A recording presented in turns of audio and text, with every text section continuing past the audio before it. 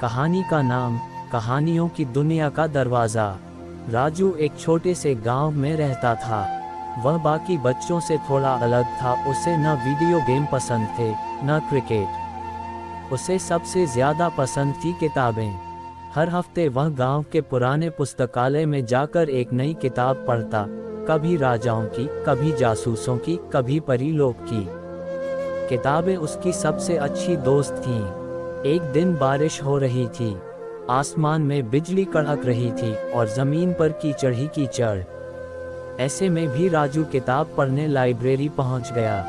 वहां एक कोना था जहां बहुत पुरानी किताबें पड़ी थीं, जिन्हें कोई हाथ तक नहीं लगाता था।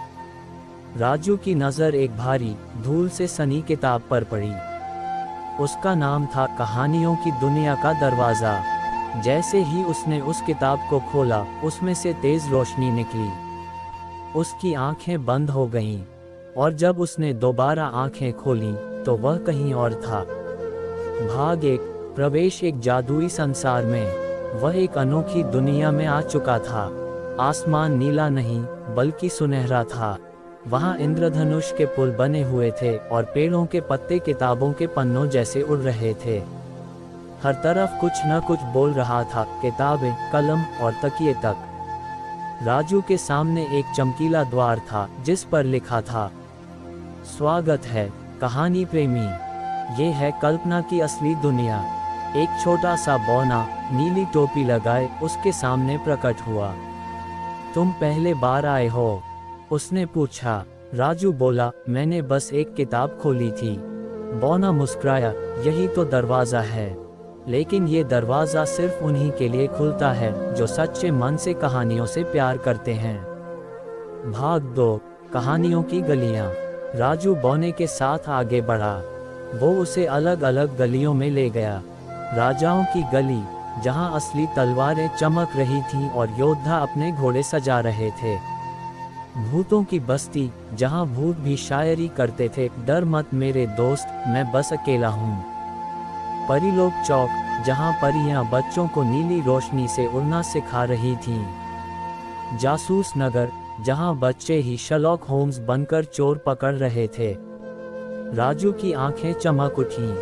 इतनी कहानियां, इतनी दुनिया, और हर कहानी जिंदा थी। बौना बोला, हर बार जब कोई बच्चा एक कहानी पढ़ता है, इस दुनिया में एक नया कोना बनता है। लेकिन अगर कहानी अधूरी छोड़ दी जाती है, तो वह कोना बर्फ में बदल जाता है। भाग 3, अधूरी कहानियों का रहस्य।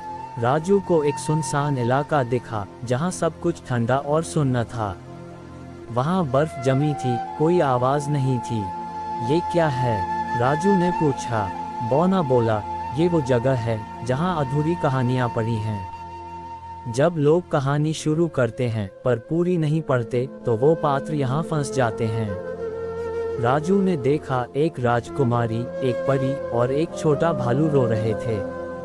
कोई हमें पूरा नहीं करता, वे कह रहे थे। राजू की आंखें भर आईं। उसने तय किया कि अब वह हर कहानी पूरी पढ़ेगा और दूसरों को भी इसके लिए प्रेरित करेगा। भाग 4, वापसी और नया सपना। जब राजू वापस आया, तो उसका मन पूरी तरह बदल चुका था। उसने सबसे पहले अपनी छोटी बहन को एक किताब दी और बोला, चलो आज मिलकर एक कहानी पूरी करते हैं। फिर वह स्कूल गया और एक कहानी क्लब शुरू किया, जहां बच्चे मिलकर रोज एक कहानी पढ़ते और उस पर बात करते। अब वह हर हफ्ते लाइब्रेरी में जाता, अधूरी किताबों को खोजता, उन्हें पढ़ता और कहानियों की दुनिया के उन कोनों को फिर से रंगों से भर देता। सीख, कहानियाँ केवल शब्द नहीं होती, वो जादू होती हैं। जब आप कहानी पढ़ते हैं, तो किसी न किसी की दुनिया संवरती है। तो पढ़ते रहो, सोचते रहो, क्योंकि हर किताब एक दरवाज़ा है, कहानियों की दुनिया का दरवाज़ा। धन्यवाद। थम्स अप का चिन्ह।